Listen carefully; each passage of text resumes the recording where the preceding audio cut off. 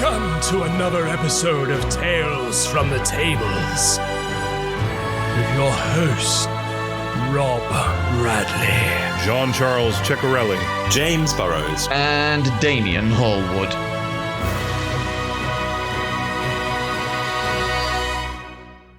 Hello everyone, and welcome to episode 43 of Tales from the Tables. The Rolldark 43 podcast. already. Oh 43. God. That's wild. I can't believe we're nearing on a year's worth of episodes at this I think point. we just celebrated that, right? We just celebrated a year. We celebrated our anniversary, but yeah, I mean, in terms of number of episodes, once we hit 52, it'll have been a year's worth. That's right. That's wild. Yeah. Can't believe we're there already. Crazy. It is crazy. Well, welcome back if you're a returning listener, and welcome if you are new.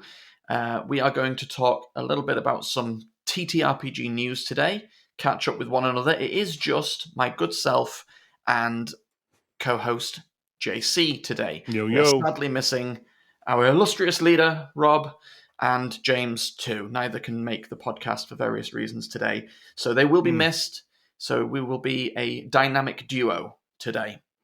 They're on Mass Effect Citadel DLC, right? That's what we're saying about Rob at this point. That's right. Citadel DLC, which is worth a visit. And, one of my favorite DLCs ever. I think it was in every way superior to the other DLC, which was called Purgatory, or something to that effect. I think, right? It was the one about meeting the Turian bounty hunter, I think, or the Turian club owner, something along those lines. Yes. I can't quite remember. Yeah. The first female Turian in Mass Effect. But anyway, yes, Citadel DLC. Enjoy it, Rob. We know you're definitely playing that right now. That's definitely the reason why you can't make it. It's very good. Absolutely. Also feel better, Rob. Feel better soon. Yes. Better. All right. So how's your week been, JC? How are you? Yeah, pretty good. Lots of D&D as per usual. I am very stoked because I think I haven't truly confirmed it, but I think I'm getting the chance to go see Felicia Day in I keep wanting 20-Sided Tavern. That is what it's called. I was about to say in Tales from the Tables. Wouldn't that be the day? That would be great. Stay tuned, listeners. It's our year goal to get Felicia Day on this podcast. In 1 year's time, episode 90, whatever that would be, we better have Felicia Day here. That's it. Everybody go and tweet Felicia Day right now that she needs to just get her on this amazing podcast where we love and respect everything nerdom. But yeah, she along with a couple of other big stars in the TTRPG world, including a couple of co-hosts from Critical Role and Dimension 20, I want to say. Yep. Are going to be in 20-Sided Tavern in New York, and they just announced their Australia run. And overall, I'm just so pumped. And I'm kind of getting scared that it's getting big because it's slowly getting out of reach and kind of beyond my grasp. And I'm like, no, wait for me. So we'll see. It is a fun time. That's really exciting, especially with the names that are attached to that. You're going to absolutely have to keep us updated on how that goes. For sure.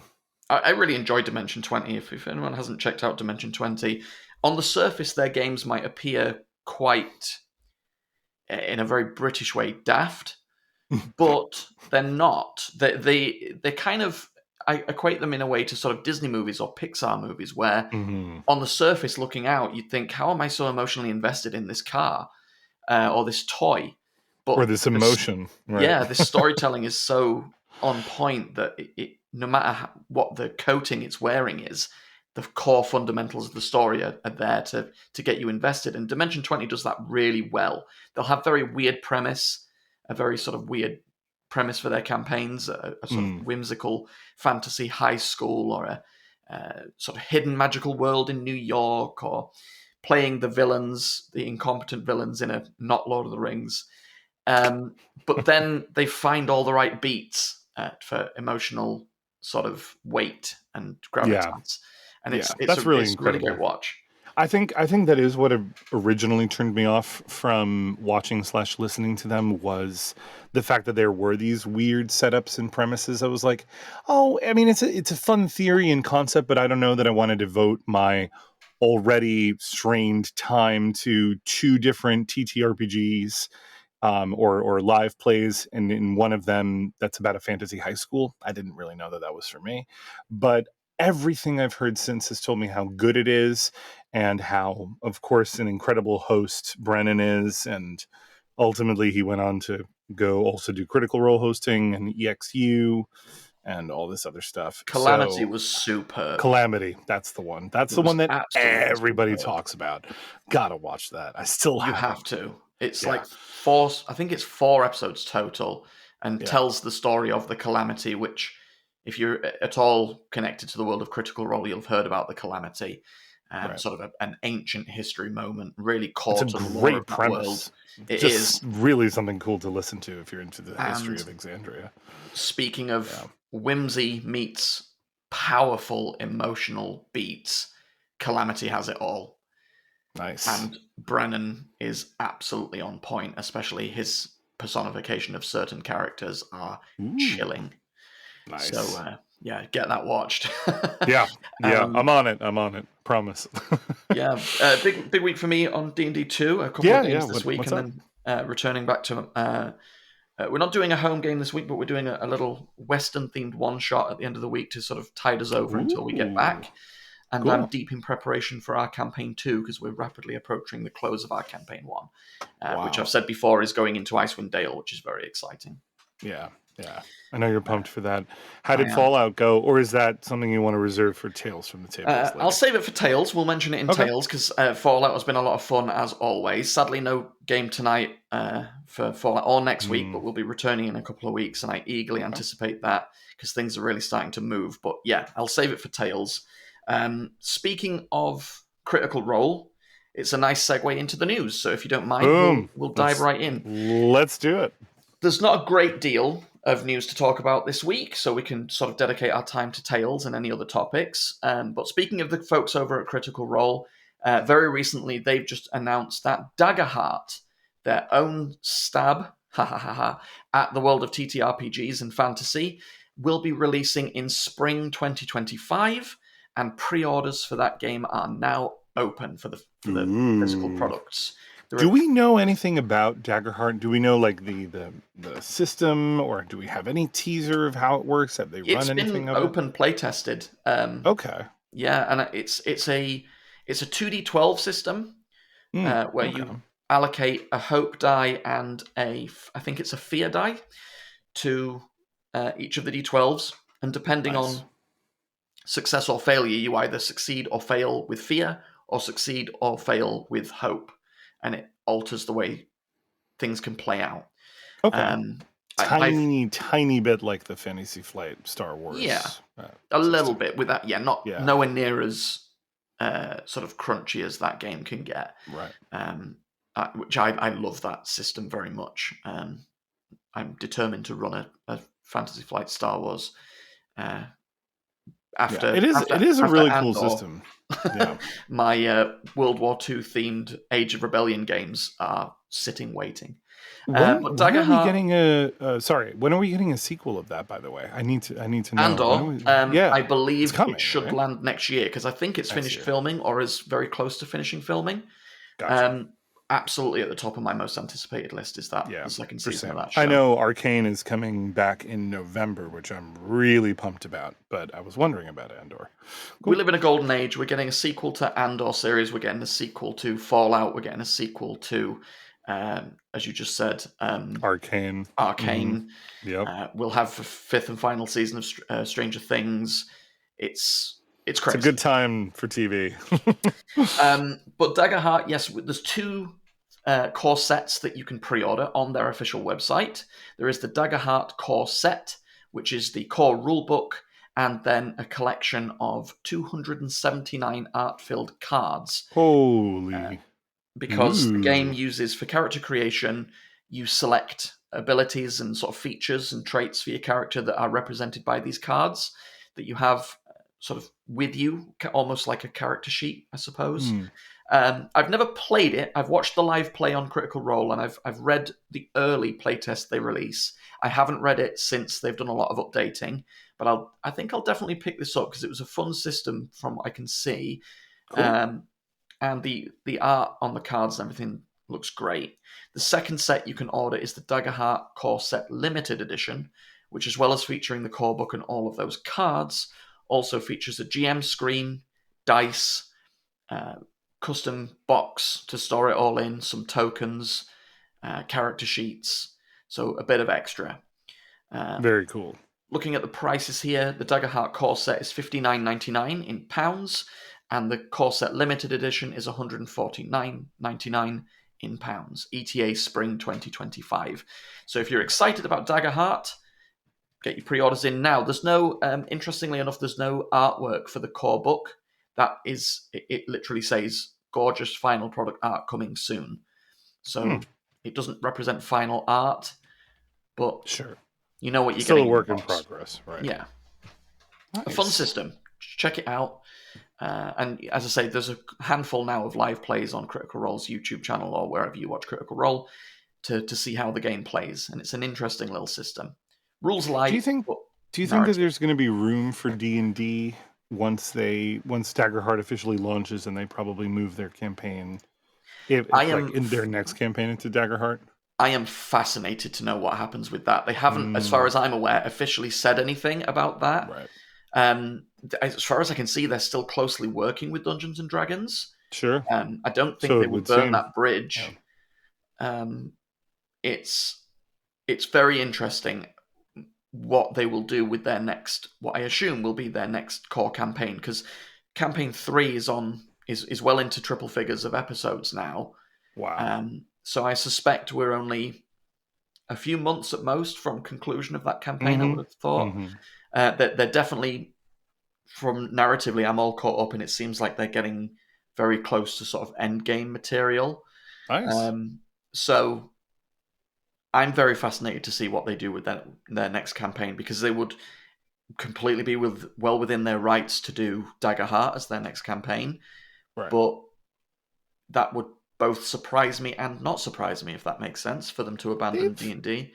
Yeah, and they've always had this kind of, or not always, but in the past couple of years, they've had a very interesting relationship with D&D where, and I've kind of seen it with some YouTube content creators as well, and other content creators in general, where they're still largely showcasing and playing D&D, but then they release statements, especially when it was the whole Hasbro scandal about the OGL.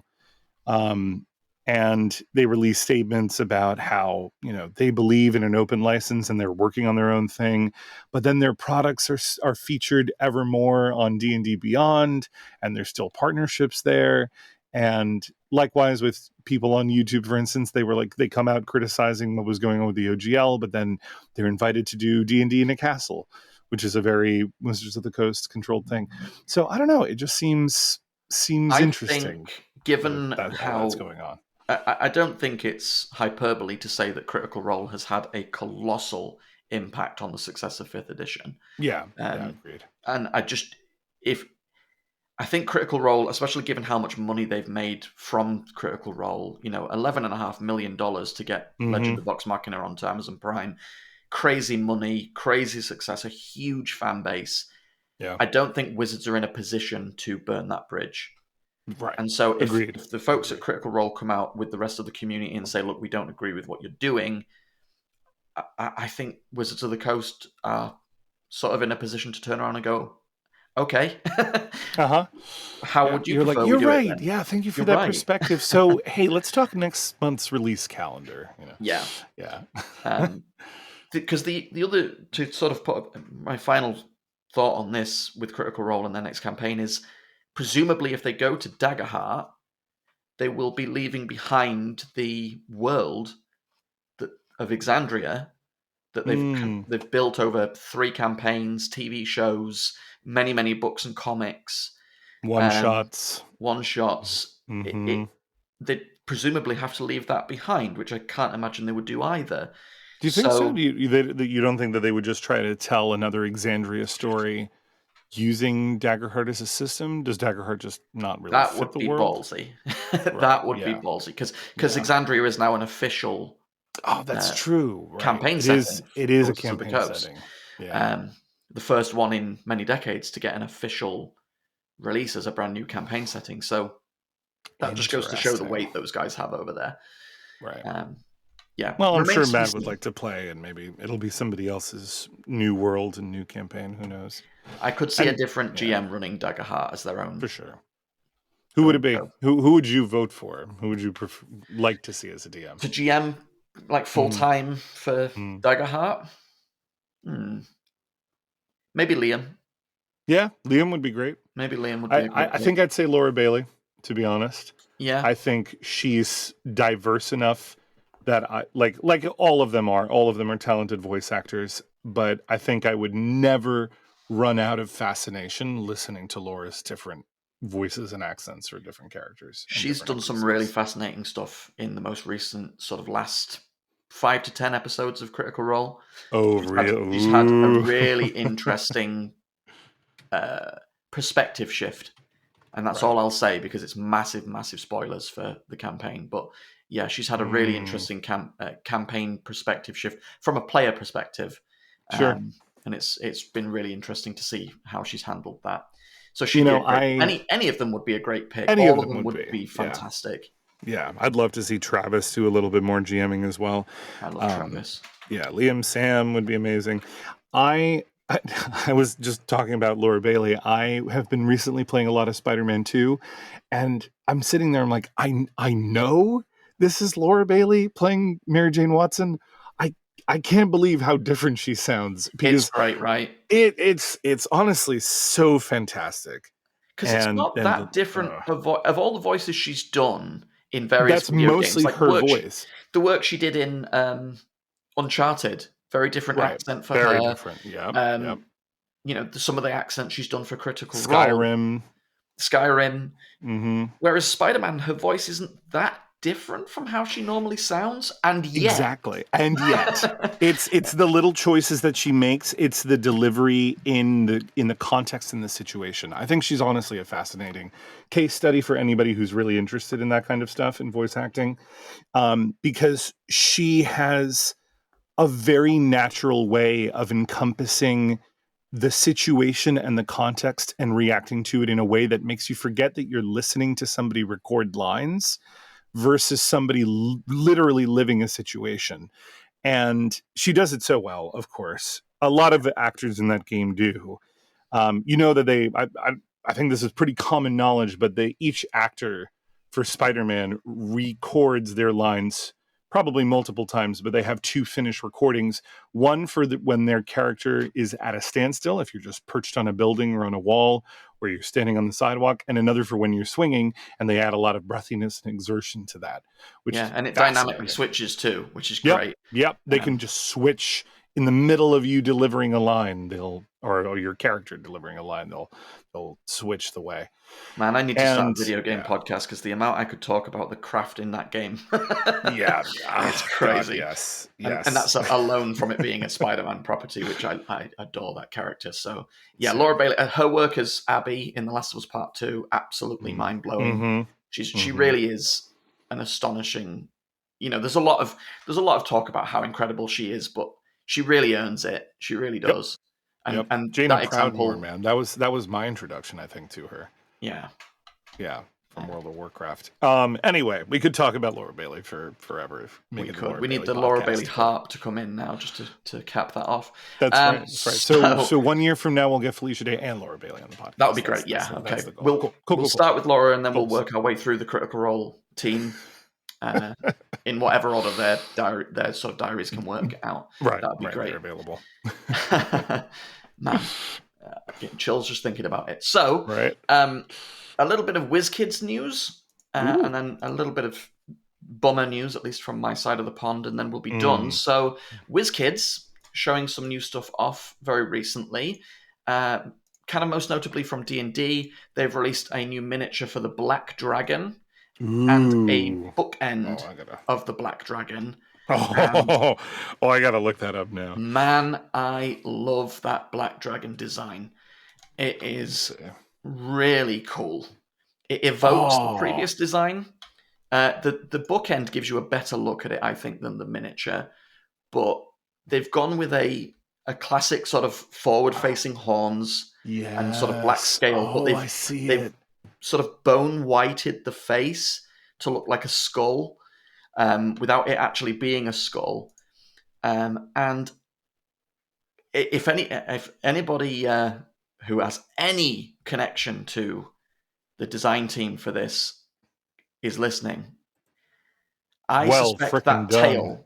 I suspect well done, and I suspect that tail is inspired by the Alien Queen.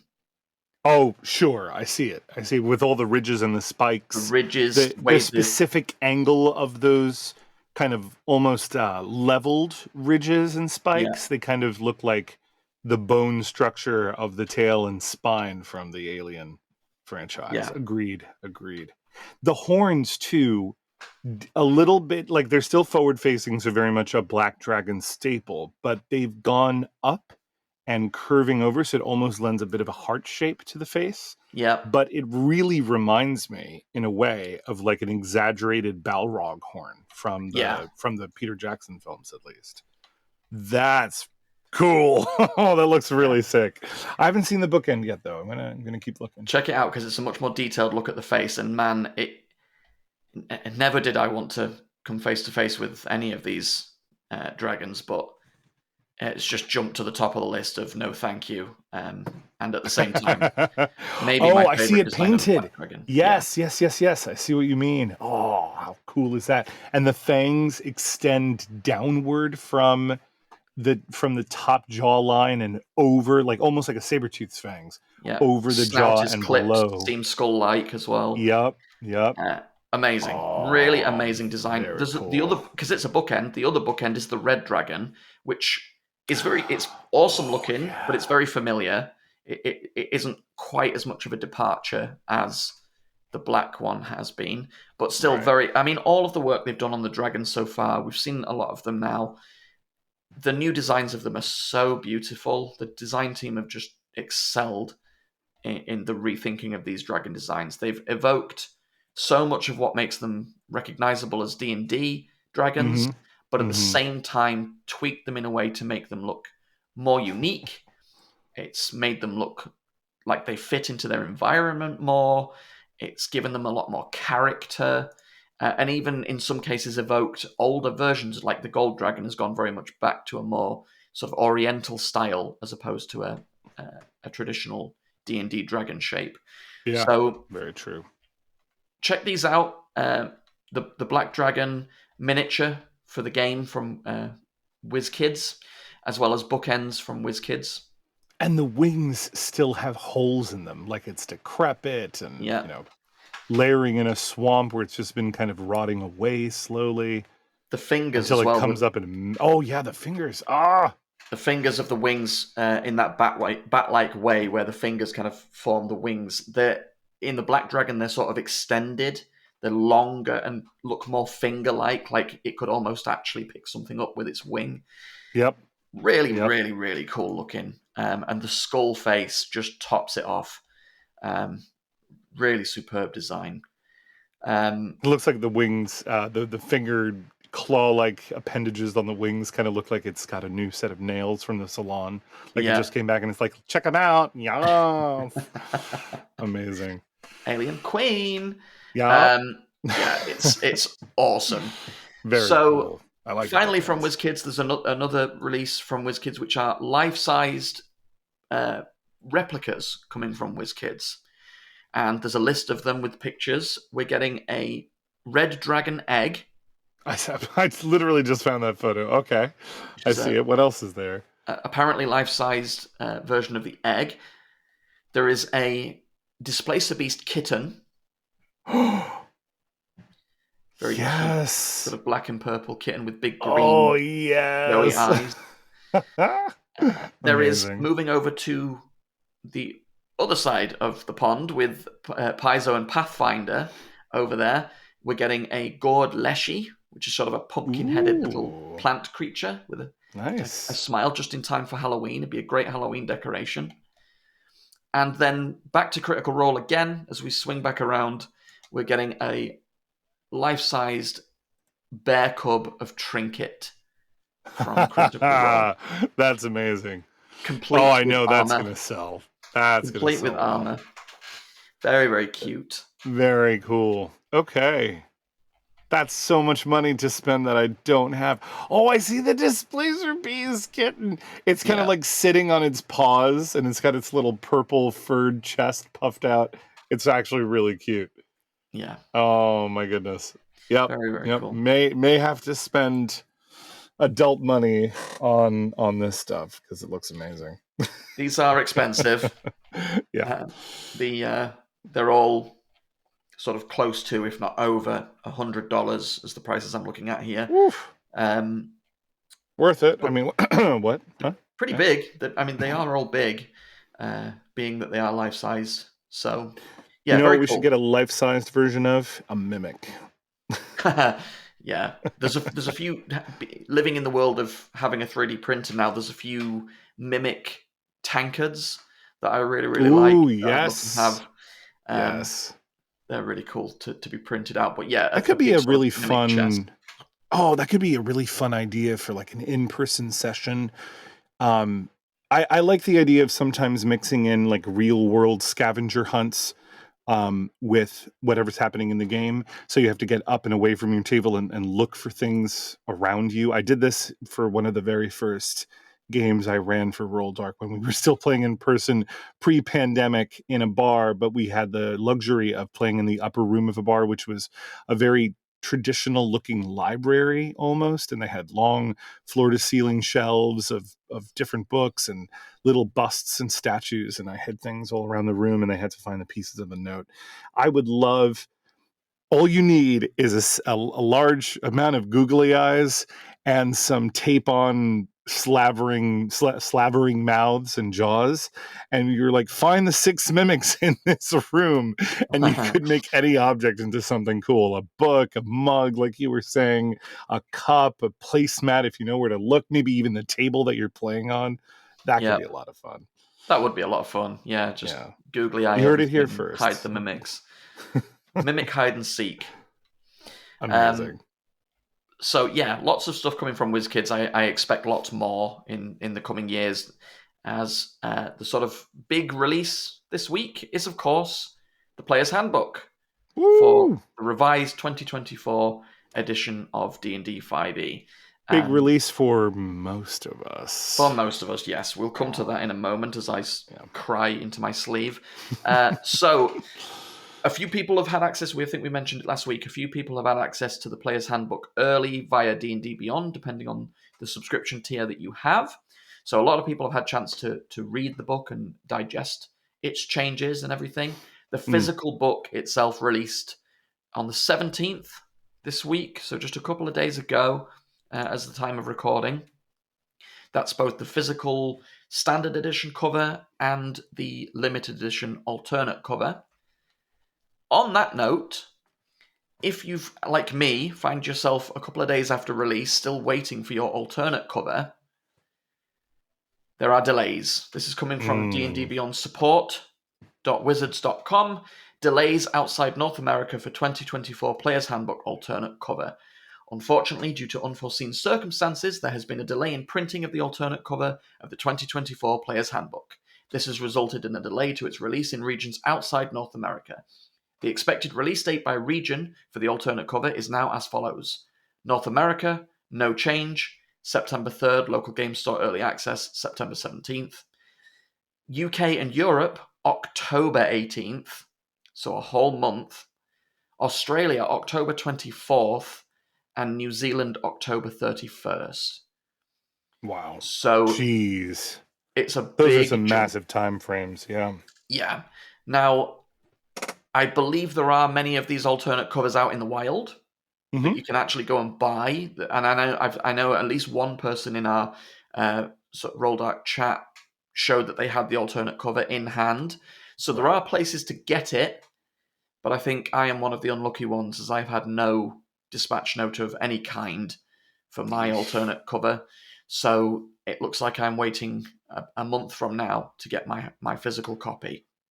Silver linings, maybe I mean, it won't be exactly the same time frame, and if you had to wait that long, I know you'd expire, but it'll be at least a little closer to the release of the Dungeon Master's Guide. That did so. cross my mind. I did think to myself, "Hi, well, at least it closes the gap a little bit on waiting A little for the next bit, book."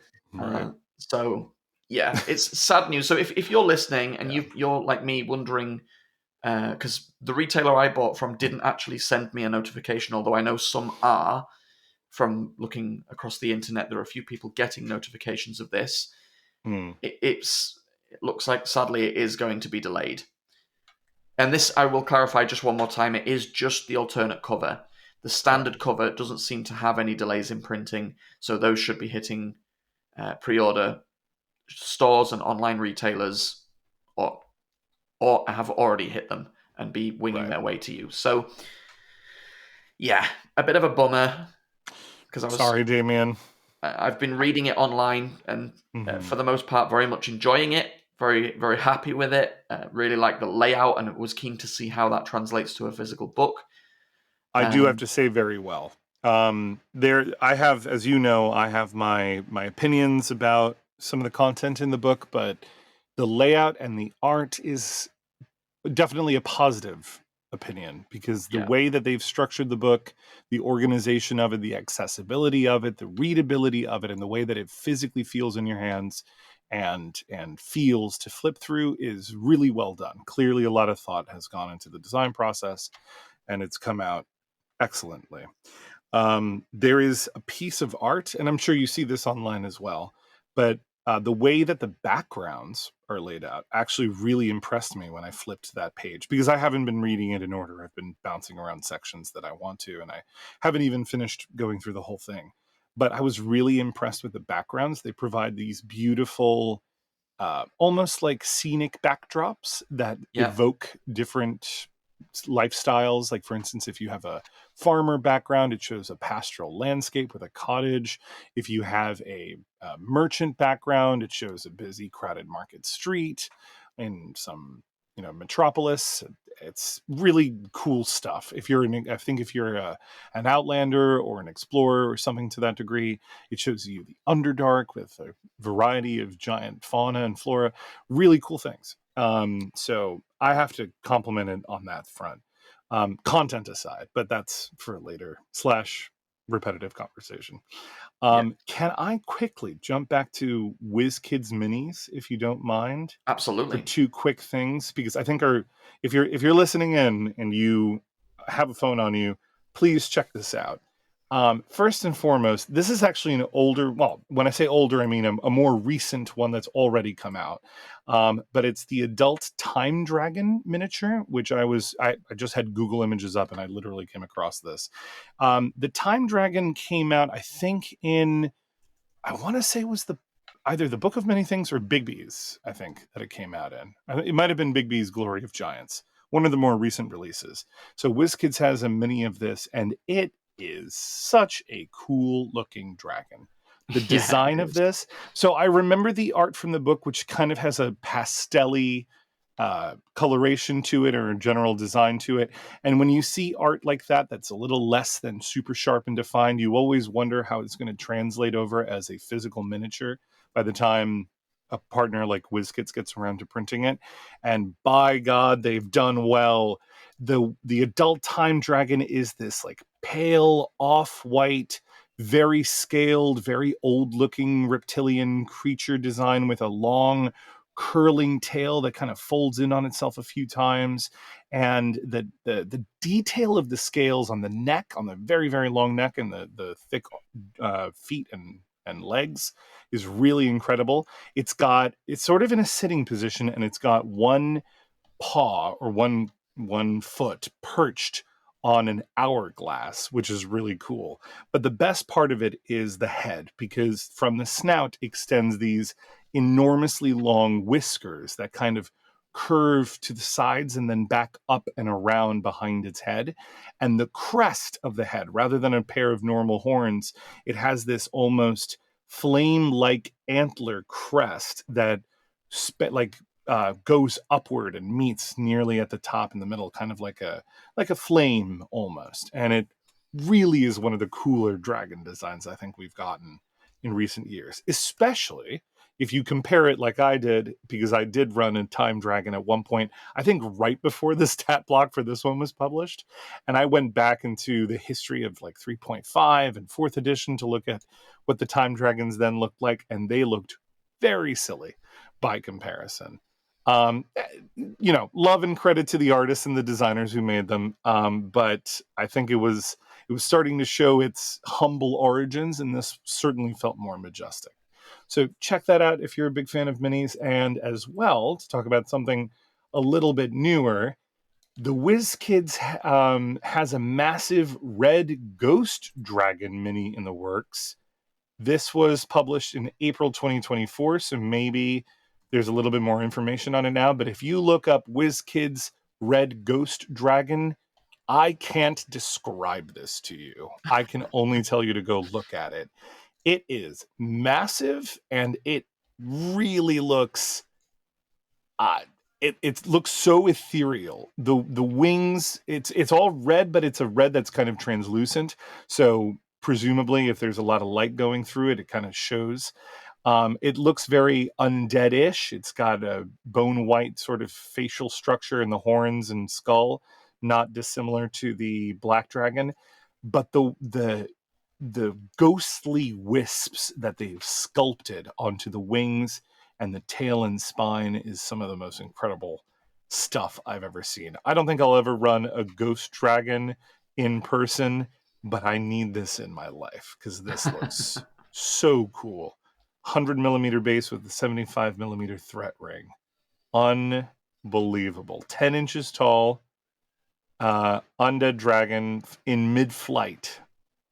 Very awesome. Go look at it if you're a fan. Sorry, I had to share this. Really, really cool. JC, I'm going to have to show you some of the STL files I have access to for my 3D printer because you're going to convince me to buy one just by showing me the STL files. You should see the hag I just got.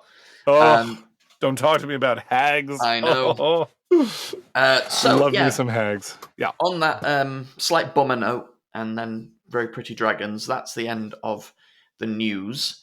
We may well get a chance to do a full review of the Player's Handbook at some point. That might be fun to do. But for now, general thoughts for me is I totally agree. The layout and the artwork, stellar work, really great. I mean, they bigged up both of those things going into the release, and it seems they've put their money where their mouth was. It looks great. Yeah. And for the most part, a lot of the changes, I think I said to you as well, JC, even the changes I'm not a big fan of, I am a big fan of the way they explain them. Yeah. Their explanation of rules and their clarification of rules that have otherwise been quite nebulous are really great this time round. It's very, very clear. It's you make this dice roll, it's triggered by this, you can do it this, at this point in an action. It's all very, very crisp and clear, which 5e was very good at anyway, but oddly there was a lot of things that were left very open-ended and ended up causing a lot of questions, and Jeremy Crawford having to clarify on Twitter all the time. So the wording is a lot clearer, even on the rules I'm less a fan of the changes of. I have to agree. Like I said, I'm hit or miss with a lot of the different things. There are many changes I like, probably more changes that I dislike, but I can't disagree with you on the fact that it is explained well, and in some cases, the theory makes more sense than the existing previous rule. So, for instance, let's take grappling, which now is a saving throw that a person who's being grappled or is the target of a grapple has to make. And that makes sense in theory, right? Because you're avoiding a negative effect. So you make a saving throw. That is the basic premise of saving throws. Whereas in current 2014 5e rules, grappling is a contested check. Grappler makes an athletics check, you make an acrobatics or athletics check to try and not be grappled, or vice versa if you're the grappler. And then you have to try again every time you try and escape, unless the monster has a set DC for it, which I've always found fun, and I think players often like that. But or at least the idea of a contest, because it's a very simple one-to-one sort of comparison of things. And a lot of people are really good at athletics. If you're playing a barbarian or a fighter, that number is likely to be up there. And it's a chance to shine for something that you're really good in. And even at later levels, there are some monsters that just can't beat you because your bonus is higher than their potential roll. So I like the rules as written, but I understand why it's changed to a saving throw. It does make a lot of sense, and it is explained well. And the idea behind certain DCs for certain conditions and changes, like they've tried to simplify things to make it just a flat number that you have to meet, usually a 15, also makes sense in some regard, though it's specifically with the hiding condition. Not my jam, as I think we all know. But more on that perhaps later. Yes, exciting times. It is. I'm looking forward to getting the hard copy and sitting down with a glass of whiskey over ice and just pouring over the whole thing. Don't pour the whiskey over the book. Don't. I'll try not to. You'll have just gotten it, Damien. I know. It's not the same reading it online. It's much easier, being able to just click through to every rule as it comes up with quick links and everything. I will comment as well. The D&D Beyond version of it is great, really, really usable. Mm-hmm. Exciting times, and on to the Dungeon Master's Guide, which is now just a few short months away. I'm very excited for that, honestly. I have a feeling that it's not going to have everything I want. That's okay. I'm still looking forward to it. One of the real big things I'm looking forward to, and I hope that they have something a little bit more robust than they did for the crafting of magic items rules that we got in the PHB. I'm hoping we get stronghold rules, because they mentioned that in a video. That should be in the that. Dungeon Master's Guide. Yeah. Because it's not in the because I have a campaign that is going to be largely focused around the maintenance and construction and expansion of a stronghold. That's effectively the major premise of it. So here's hoping. Exciting. Very cool. Well, that's all that's happening in the world of TTRPGs, or at least some of the more notable ones at least. Cool. So, if I may, before we jump into Tales from the Tables to hopefully end on more interesting, fun, and lighter notes, there is a little something I would like to do, a little shout out. And apologies, Damien, I didn't tell you about it earlier. So, cool. Unfortunately, the Rolldark community has lost one of its members this past week. A very dear friend of mine and one of my very first players. I think it was within the first month of me becoming a Rolldark DM, they had signed up for one of my campaigns, and I played with them for a solid 2.5 years before our campaign came to an end, and they attended Rolldark events. So unfortunately, they had been sick for the better part of the last year and have passed away early Monday morning, peacefully, surrounded by family. So here's a shout out to Medi, and may your legacy live on, and thank you for all of your wonderful time. And I didn't have anything prepared, but thank you for being such a wonderful player and a wonderful person in general. And thank you to everyone who was there for Medi and sharing in his adventures throughout all of those times when he was sick and before and beyond. And let's remember that this is a great community that we have, and not everything, or we take a lot of things for granted at times. And let's keep building those friendships and maintaining them, because they are important. So thank you so much. That's all I wanted to say. Absolutely. No, well said. I hadn't heard about that. That's really sad. Yeah, so that's unfortunate. Yeah, well said. A tankard raised, onto the next adventure. Amen to that. And obviously our best goes out to their family and friends. Indeed. For sure. On that note, Tales from the Tables. On that note, a combination of Tales from the Tables and sort of the segment where Rolldark Marches fits nicely into. Yes. We've got some updates on that as well. Yes.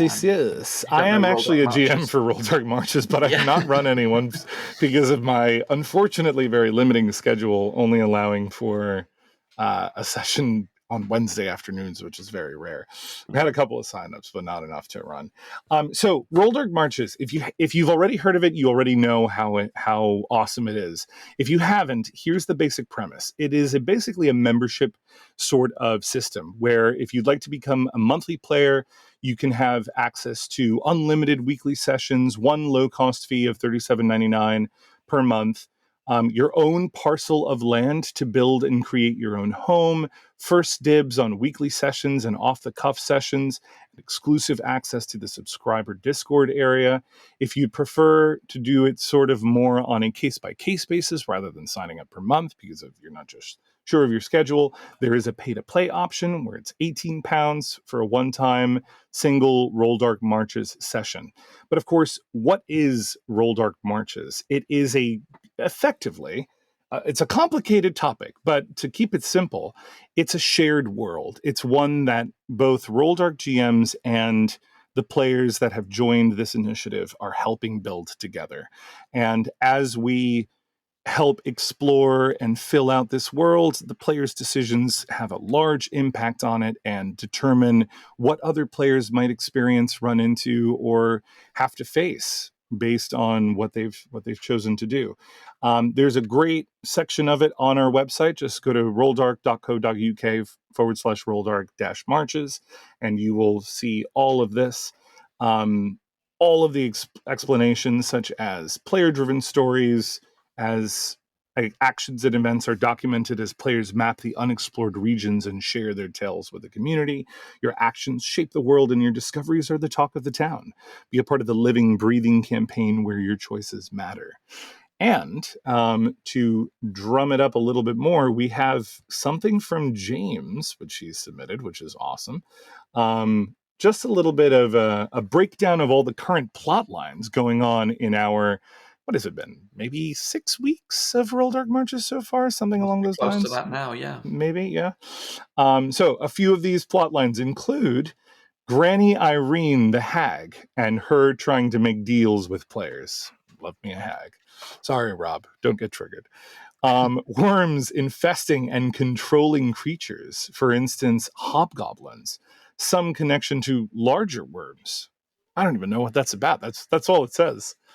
That's fascinating. I'm I terrified. have a theory. Maybe purple I don't know, worms. but I have a theory. I don't know. Could be bunnies. That's a Buffy reference for anyone who absolutely is is. as old as we are. I felt like that was just for me, JC. Thank Yeah, you. that's true. Let's see. Krakens sinking supply ships before they arrive. A conquistadors camp, always fun. A large flying shadow seen by mountains. I'm assuming they mean a large flying shadow seen around the mountains, not mountains seeing shadows. I mean, maybe it is. I don't know. I have shades of the rock biter from Neverending Story when you say that. Rock Yeah. biter. What's the line he says? It's like, look at these hands. Yeah, he keeps talking about how his strong hands couldn't save everybody from the nothing. Yeah. Right. And then in the next movie, he rides a bike and sings. But hey, Neverending Story, one of my favorite films ever. The sequels leaves a little to be desired. Strange stone carvings made by bullywugs. Ooh, interesting. Whispers heard in multiple areas, warning of some impending doom or evil. And last but not least, REC ships currently stopped, a potential for them wanting more control over the town. Ooh. Interesting stuff. Yeah, very a lot cool. of different plot lines going on. Obviously, a lot of potential to not just develop these, but also begin your own and influence the story and the general world that develops from all of this. So there's a lot more. We could really spend a whole podcast episode just talking about Rolldark Marches and what's been going on. But there is a lot of player involvement, a lot of building, a lot of planning. We have effectively what we're building is a wiki on Rolldarkia, which is the world that this is all happening in. And maybe at some point I'll even get to run a game in it, which would be a lot of fun. But if you're interested, definitely hit us up on Discord. We have a lot of good stuff going on in that sense. Very cool. Very, very cool. All right. I don't know about you, JC. I do have a tale from the table that Yeah. would be fun to share. Kick it We're off. returning to the Commonwealth, as it is a tale from Fallout. Fallout's still going strong, so we're skipping a couple of weeks, but we'll be back with a vengeance very soon. Our intrepid bunch decided between the various plotline threads that are hanging around them to just go out and do a bit of scavenging in downtown Boston. To try and, because scavenging is completely a part of the game. It's a good way to find random stuff and sell it or use it to craft, etc. Ammunition, food as well. They need to be eating and drinking as part of the campaign. They need to maintain their hydration and hunger levels as to not become exhausted in the winter that is assailing the Commonwealth. So they decided to do a bit of exploration in downtown Boston. And I mentioned last time when I did a Tales from Fallout that it has a great random encounter system. And that's what happened this time. They were navigating downtown Boston and failed their navigation check, which is based on a series of questions to determine how difficult it is based on where they're going, how well they know it, who it's controlled by. Yeah, really great system. That determines how difficult it is, and That's better than a survival check. That sounds good. it was tough, and they failed. They got lost. Didn't find. They found. I think the only thing they found was a bottle of wine. And for that bottle of wine, they had a really interesting random encounter. So as they were navigating the rapidly darkening buildings, the orange glow of the setting sun just catching the very tops of the buildings, they themselves in shadow in the skeletons of various groaning buildings, trying to decide which way to fall over, heard a sound. Something big was moving through the ruins near them. And as they cowered into the rubble and rebar and debris to try and work out what was following them, they got their first glimpse of a silhouette. A hunched 9 to 10 feet tall creature, long arms and shorter legs. As the faint setting sunlight caught the top of its body, they could see scales, and as its head peered around the corner, they saw lipless teeth, crocodilian, on a stubbed snout framed by thick forward-pointing horns. Shit. A death claw crawled its way, sniffing its way into the space, trying to find them, until it raised its head very quickly, looked over its left shoulder, and with a yelp, ran for cover. What? And your reaction to that is exactly what I was hoping for. Because what scares a death claw? Exactly. Oh, shit. Exactly. And that was their reaction. Oh no. They were already, as you would well imagine, if you don't know a death claw is a sort of 10-foot tall crocodilian, almost lizardman-esque creature from Fallout, and one of the more deadly things you can encounter. I'd already pre-warned them that randomly exploring the Commonwealth is not level capped. So there will be encounters that they will have to flee from. Yep. And this is one of them. That gang of super mutants that I encountered at level 4 while playing the video game. Exactly. Yeah, it's exactly like the game. You can wander off too far and get in way over your head. So they were already sweating profusely at the idea of having to navigate a Deathclaw at a very low level. And then it ran off. Then they heard louder thumping. A bigger thing was moving through the ruins near them. And as they were snaking their way through narrow, broken corridors, a thick, green-fingered hand came over the top of the wall, clasping the top of the wall, and a huge, intelligent but still feral, green face, humanoid, leaned over and groaned, its body caked in debris and rubble. It was a behemoth. A super no! And they knew from the fact that they could see what I was rolling that it was actively searching for them. It was making checks to find them. And thankfully, without complication, they managed to get away and flee from the behemoth. As the final encounter they had with it as they escaped was they were running down a long corridor, and it literally walked through the corridor, by which I mean it went from wall to wall, smashing it to pieces. That's awesome. Through the corridor in front of them, and ran off to find something else, leaving them panting for breath and desperately trying to navigate their way back to Diamond City without any further complication. That's awesome. And I love the idea of players running into something that they just know they can't win against and they have to run and hide from it. You know, Yeah. hobbits, a la hobbits running from the ring wraiths sort of thing. And Yeah. hiding under the roots. That's so rare in I think in Dungeons and Dragons and probably many other TTRPGs, but D&D specifically, because it's such a power trip fantasy and they're like, enemy, we can hit it, you know? But super mutant behemoth, no thanks. Yeah. I would have done the same. I would have crapped my pants and run away. The idea of a Deathclaw running away being the framing device for that encounter is a great awesome. idea. It is a if great you're playing idea. Fallout, you probably know what a Deathclaw is, and therefore you know how deadly it is, and therefore you know how screwed you are. And when that runs away, it's a great narrative device of, oh no. You know, it's. I'm trying to think of a D&D equivalent of perhaps a mind flayer or something approaching and then fleeing from something else. You know, it instantly would make you go, "Excuse me?" Yeah.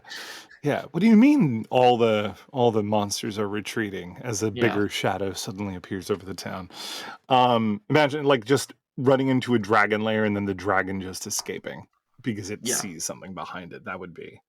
I don't know what it would be apart, from the Tarrasque, but I actually kind of did this. I realized in my home game. I think I mentioned it previously. My players encountered an Illithid ruin, and straight away from its decoration knew what they were dealing with. But as they navigated it and saw the destruction and the bodies and the chaos that had been left in their wake, they realized something wasn't right, and it ended up being a worm-like creature that has its roots in Illithids that had grown too big and got too out of control. No!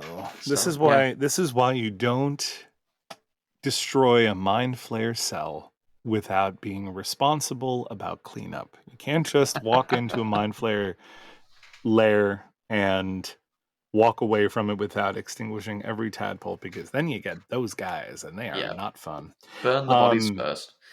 I was going to add to that because we were talking about miniatures earlier. I mostly am doing my DMing online these days, and I get as excited about really good new 3D top-down tokens dropping as I do people that are buying miniatures for their tabletop actual in-person games.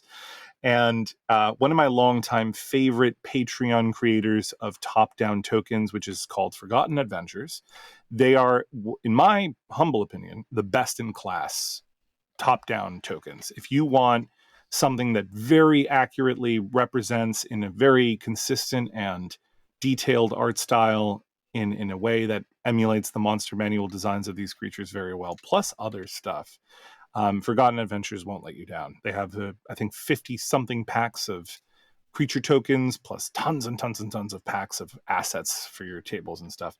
I run my games almost exclusively now using Tom Cartus and Forgotten Adventure maps and assets because they're incredible. And after, I think, years of begging for this, they finally released updated Mind Flayer tokens, and they added a bevy of them. They're calling this whole month is themed around Illithids because of copyright infringement reasons. They're calling them Ceramorphs, and so this is Ceramonth instead of Ceramorph. And they've released a bunch of assets, and every 2 or 3 days they'd release something new, and I'm like, I don't care about the token, I don't care about the assets or the hallway decorations. I need the Mind Flayers, and they finally dropped, and I am a very happy camper because they are awesome. And there's not just regular Mind Flayers in there. There's the different types of Mind Flayers that they introduced in the Shattered Obelisk adventure. There's Mind Flayer vampires from Van Richten's Guide to Ravenloft, which were printed in there.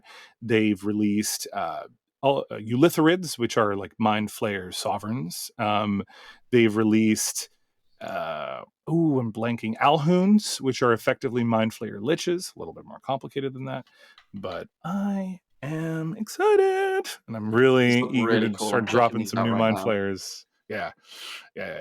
It's very cool stuff, and I got my little Funko Pop Mind Flayer here in celebration. So I pulled it out of storage and put him right next to my little Strahd Funko Pop, who I have. Amazing. As well. We just got we had our this little Western one shot we're doing this last weekend. We're doing it for 2 weeks while somebody's away for our main campaign. And one of our friends brought over boxes and boxes of the Lego minifigs. Oh, From yes. D&D that just released, and just Very random cool. boxes, and we're just handing them out to us and basically seeing who we all got. Right. And between me and my wife, we ended up getting the Lady of Pain. Super cool. What? We got Tasha and a Gith Warlock as well. That's so we've got awesome. those three. Oh. Still fingers crossed for Strahd at some point. Oh, you'll get Strahd. No doubt. That's awesome. Yeah, these tokens look great. When you said tokens, I imagined actual round tokens, but no, these are sort of top-down, fully sort of dimensional art of what that creature would look like from above. They're not portrait tokens with rings around them like you might expect. These are full-bodied 3D. Well, they're not quite 3D per se. They're still two-dimensional, but they're top-down, so they kind of give perspective. And that's what I like about them, because when you drop a creature, say even a large creature, onto a virtual tabletop, which lacks the dimensionality, if that's a word, of a table, of a real table, it's cool and the art is detailed, but there's less of an impact of how tall or how wide or how bulky it can be, or even how thin, not bulky it is. And I like these kinds of tokens for that reason, because it's not just a portrait. It gives you a semblance of size and massiveness, which is always important to me, because big things are cool, like super mutant behemoths. Yeah. And I don't suppose your party has a Fat Man Nuke launcher, right? No. The adventure very, very clearly states, like, hey, maybe think about not giving your players access to things like mini nukes and stealth boys and power armor until higher levels, because it will change the dynamic of the game significantly. Very quickly. That's very true. Yeah. But it goes to a fairly high level, so they will eventually be able to get access to those things and likewise be able to fight against such things. So yeah, I'm very excited about the Fallout campaign. It not being D&D, it's rare for me to be able to run a non-D&D campaign. Yeah. And it's a great system and a great world. You know, if you're into Fallout, it's such a fun world to play in. And me and the group collectively, I feel like are getting the great sort of tone of Fallout really right. So yeah, really lucky to be able to play it. Shout out, guys. Awesome. Yep. That sounds like a lot of fun. I do have a tale from the table, and then in a very completely different vein, whereas yours has been like awesome and mysterious and a buildup of suspense and now this massive creature. Mine is a Benny Hill, cue the Benny Hill music, ridiculous romp that just has gotten progressively more ridiculous and still manages to be a lot of fun. So I will say this is going to contain some relatively heavy spoilers for Waterdeep Dragon Heist, one of the published D&D adventures from several years back. If you care to not hear that, skip to the next couple of minutes, which I'll be done talking about it by then, hopefully. But effectively, for those of you still listening, again, spoilers, my players have, and I'm to mention this, I am doing something a little bit different with the campaign where I'm kind of making all the villains involved at once. The campaign suggests that you pick one of 4 very charismatic, very interesting villains to feature. I'm kind of doing a bit more than that. I'm increasing the level cap of the adventure. It is annoying that we're only playing once a month with this particular private group, but they're a group of friends and family, which there's 5 of them. They're having a blast. And I as well, obviously running for them because of their continued shenanigans. I've definitely mentioned them on the podcast before because I've mentioned that one of them took a pet intellect devourer, which they named Arnold because at the time I think I gave it an Arnold voice when it was communicating telepathically with them, and they've all sorts of shenanigans have ensued from there.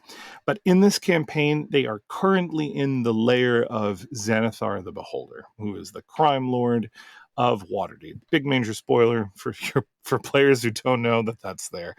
But I'm sure every GM or DM runs a beholder / Xanathar differently. Mine, I kind of lent into the sort of mafioso element of it and gave him a little bit of a Marlon Brando accent. So every time they show up in his lair, they're like, hey, what are you doing? This is my pet goldfish. Stay away from my pet goldfish, please. That sort of thing. And of course, the first thing that they do, so they kind of Star Wars their way into his lair by pretending to be captured. And they have their intellect devourer pose as one of the bugbear guards. And I think literally has taken over the body of one of the bugbear guards. And the bugbear kind of shoves them in and be like, hey, let's get them in this jail cell and bring them to an audience with Xanathar on their quest to look for an important magical item, which I won't describe. And sure enough, they not only managed to get themselves captured and their stuff taken away, they eventually have this audience with the crime lord. He tries his Wizard of Oz tricks, man behind the curtain sort of thing. They're not really intimidated by it, so they have a personal meeting with him. And in the meantime, one of the other players had gone invisible. And I was like, this is great. Very likely, as long as they stay away from Xanathar and his anti-magic cone and his other devices to break invisibility, they'll probably be able to sneak around the lair and maybe investigate some stuff, going around looting and looking for the item. Nope. They decided to go around poking random Xanathar allies. Just poking them to aggravate them because he's annoying and wanted to be random. As in the character, not the player. Yeah. I'm sure the player wanted to be random. And to the point where eventually I could no longer give this player the benefit of just be allowing to do this. At first, maybe the guards are like, what was that? Was that you? Oi! And they start fighting amongst themselves. But eventually they're like, hey, there's someone invisible around here.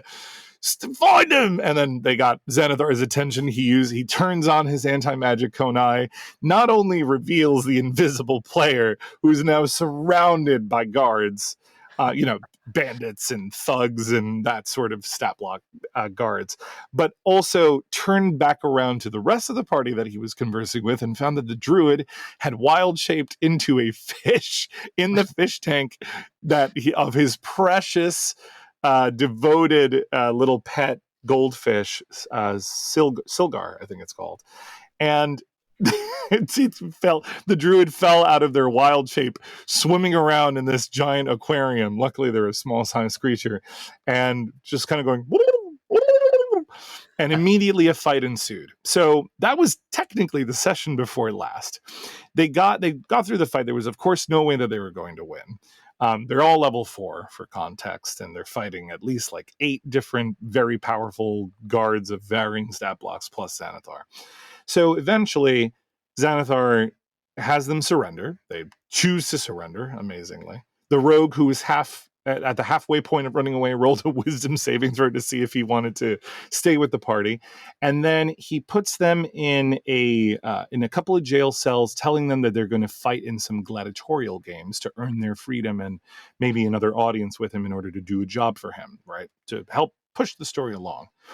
And of course, the party decides to, rather than just going with it and saying, yeah, okay, this is our chance to sort of recuperate, get our stuff back, and go back to what we were effectively trying to do, which was worm our way into his good graces, they immediately try breaking out of the jail cells and fighting their way back out of the lair. And granted, they did some excellent role play and some great roles to lure their 2 guards to the jail cells and quickly incapacitate them.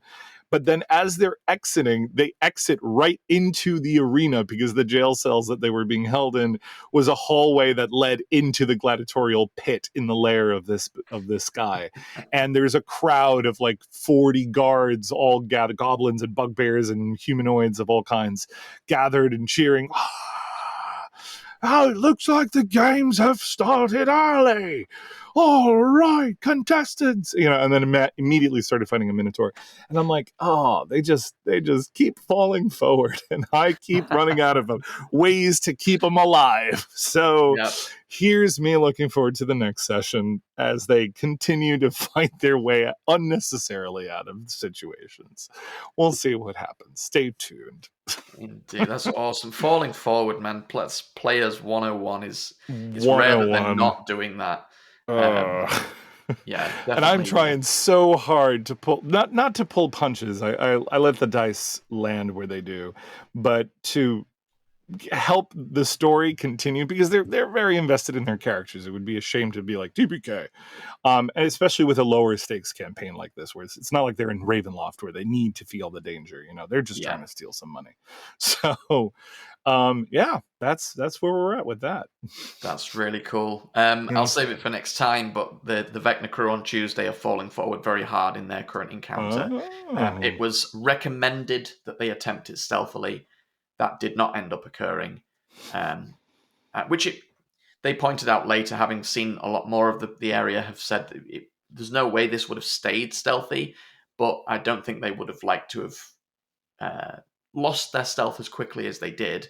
And they've been slogging their way through and still have perhaps the worst thing yet to face. So that's really interesting. To not spoil it too much, but out of curiosity, does the place that they're in rhyme with Medj by any chance? It certainly does. Boy. Yeah.